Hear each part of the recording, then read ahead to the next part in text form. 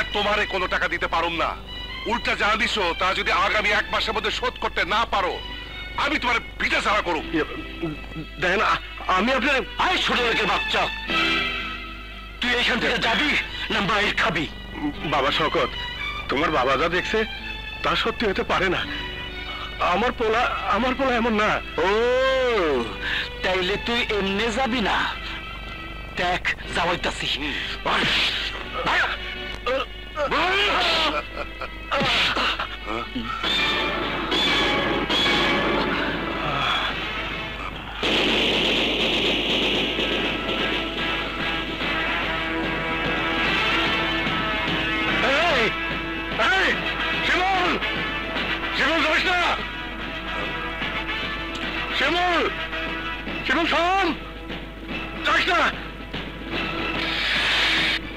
তুই আমার বাবার গায়ে হাত তুলছস? খালি হাত তুলছি, জুতা পিটা করে ভাগ্য ভালো।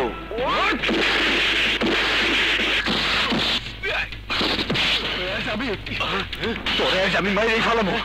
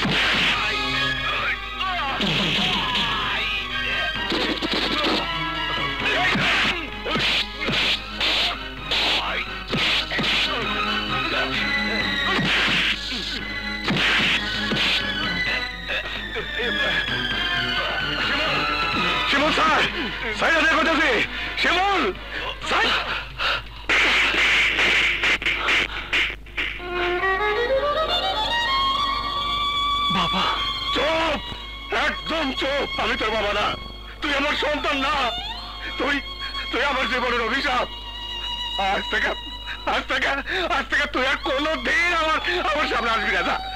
যা এখান থেকে, যা কইতাছি, যা।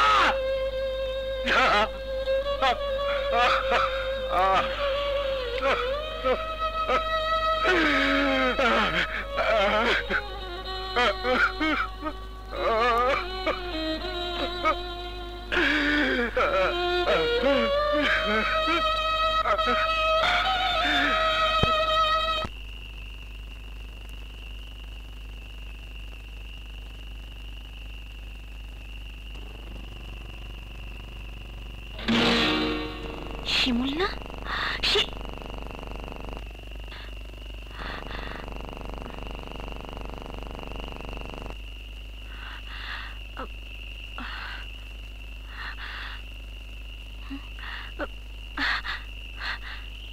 শিমুল, এই শিমুল,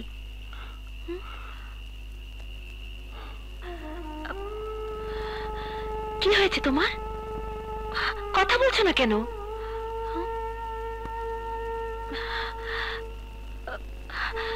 কি হয়েছে বলো তো? তোমার মন খারাপ কেন? আরে কি হয়েছে বলো, বলো না। আরে বলো, বাবা দেখে ফেলতে পারে। চলো ওইদিকে যাই, এসো।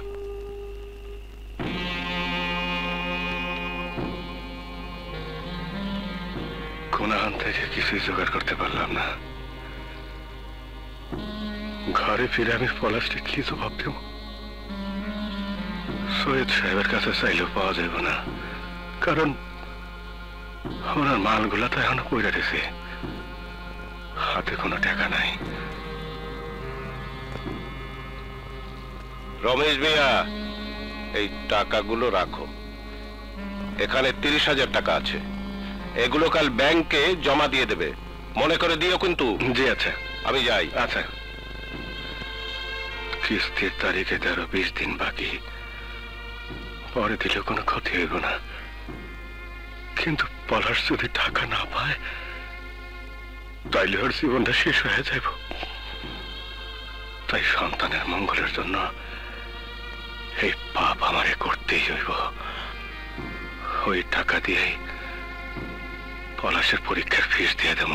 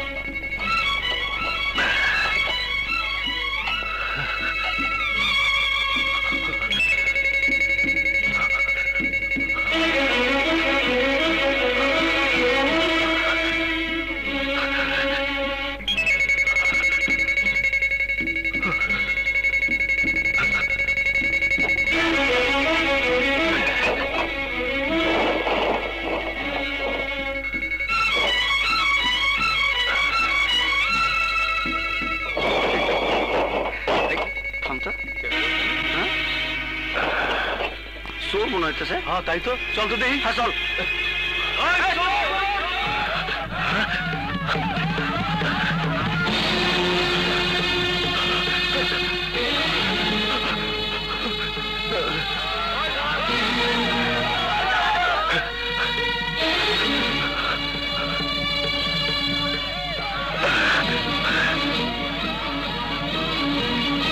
কি বলছো, মারামারি পর্যন্ত হয়েছে? হ্যাঁ, বাবা আমারে তার চোখের সামনে যাইতে নিষেধ করছে। বাদ দাও তো, বাবা রাগের মাথায় কি সব বলেছে।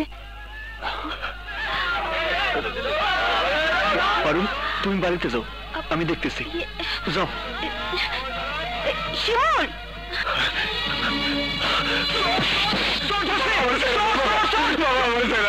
এই টাকাগুলো আমার খুব দরকার বাবা। বাবা, এই টাকাগুলো আমার খুব বাবা।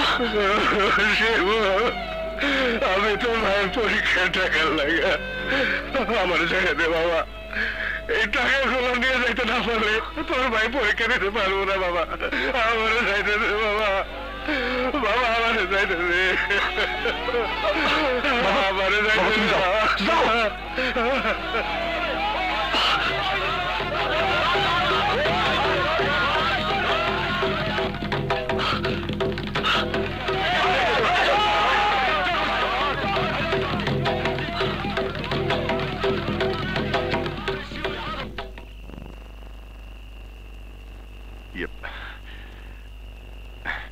বাবা, তুমি আইছো?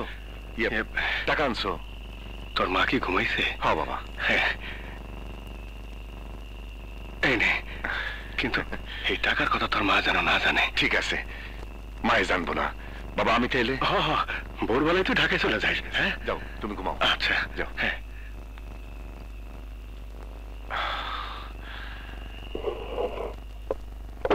উপস্থিত সালিশবর্গ ও আমার গ্রামবাসী ভাইয়েরা, রমেশ মিয়ার ছেলে শিমুল আমার সিন্দুক থেকে টাকা চুরি করে পালানোর সময় আপনাদের কাছে হাতে নাতে ধরা পড়েছে।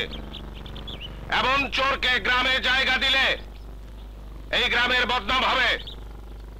তাই আমার বিচার, শিমুলকে এই গ্রাম থেকে বের করে দেওয়া হোক। তাইলে আমারে আইজি গ্রাম থেকে বের করে দেন। আমারে, কারণ চোর আমার পড়া না, চোর আমি। আমার ইজ্জত রক্ষা করার লাগা এই অপরাধ নিজের কান্দে তুলে দিয়েছে। আমি চোর, আমার শাস্তি দেন। আমার শাস্তি হওয়া উচিত। আপনারা আমার শাস্তি দেন। তোমাকে মিশা কথা মিশা কথা, সব মিশা কথা। চোর আমি। আমার আমার বাবা আমার শাস্তির হাত থেকে বাঁচানোর জন্য এখানে দাঁড়ায় মিশা কথা কইতেছে। না, আমি সত্যি কইতেছি। মিথ্যা না, মিথ্যা না। আমি চোর, আমি চোর। আমার শাস্তি দেন। ও আমার বাঁচানোর জন্য মিথ্যা কথা কইতেছে। তুমি যদি চুরি করে থাকো তাহলে বলো টাকা কোথায়? কথা বলছো না কেন?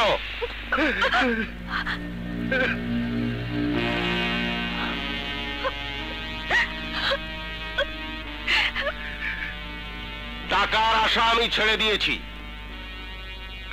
কিন্তু চোরের শাস্তিতে আমি কোনো প্রকারের ছাড় দেব না। সৈয়দ বাড়িতে কোনদিন পুলিশ ঢোকেনি, আজও ঢুকবে না। তাই থানা পুলিশ এসব আমি করব না। আজ সূর্য ডোবার আগে এই গ্রাম থেকে শিমুলকে আপনারা বের করে দেবেন, এটা আমার আদেশ থাকলো।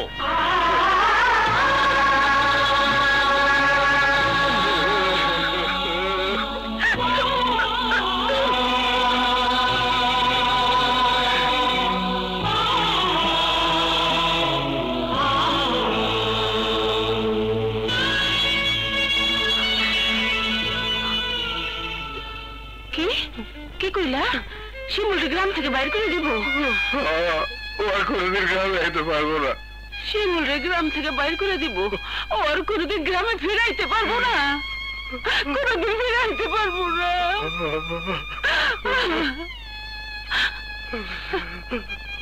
একটা চোরের লেগে আমি কাঁদতেছি কেন? আমি তো চোরের মা। না না, তুমি চোরের মা না, তুমি এক ধন্য মা, যে শিমুলের মতো একটা সন্তানকে গর্ভে ধারণ করছিল।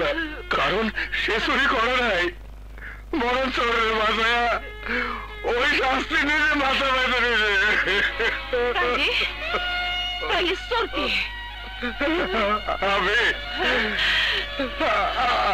আমি চুরি করছি শিমুলের মা।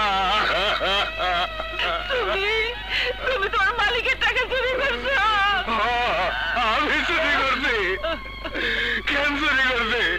আমি কেন চুরি করছি? আমি কইতেছি কেন চুরি করছি?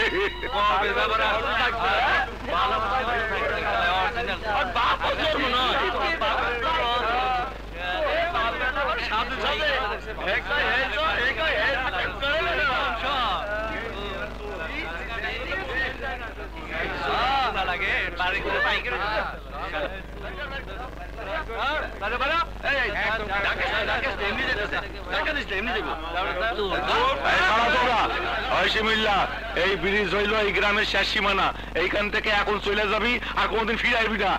এই তোমরা যাও, চলো। এক সন্তানের লেগে চুরি করতে গিয়া আর এক সন্তানের চোর বানালাম শিমুলের মা।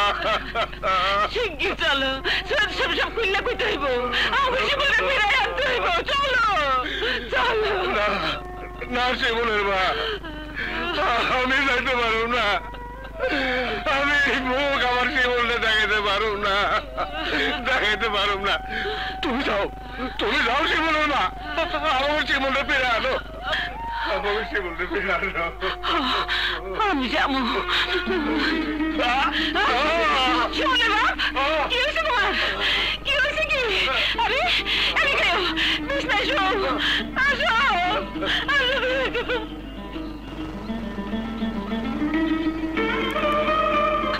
শিমুল, শিমুল, শিমুল, শিমুল দাঁড়াও, আমার কথা শোনো, আমার কথা শোনো শিমুল, শিমুল, শিমুল। কেন পিছু ডাকতেছ? পেছনে ফিরে যাওয়ার সমস্ত রাস্তাই তো আমার বন্ধ। কিন্তু আমার মনের দরজা তোমার জন্য খোলা শিমুল। আমি জানি তুমি চুরি করনি। থাক এসব কথা।